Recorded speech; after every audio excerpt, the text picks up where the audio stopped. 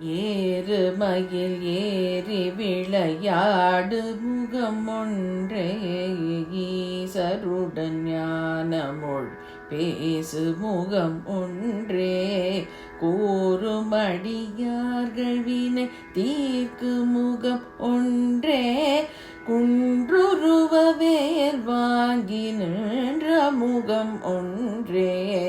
மாறுபடு சூரரை வதைத்த முகம் ஒன்றே வள்ளியை மணம் புணர வந்த முகம் ஒன்றே ஆறு முகம் ஆன பொருள் நீ அருளல் வேண்டும் ஆதியருணாச்சலம் அமர்ந்த பெருமாளே ஆறு முகம் ஆன பொருள் நீ அருளல் வேண்டும் ஆதியருணாச்சலம் அமர்ந்த பெருமாளே.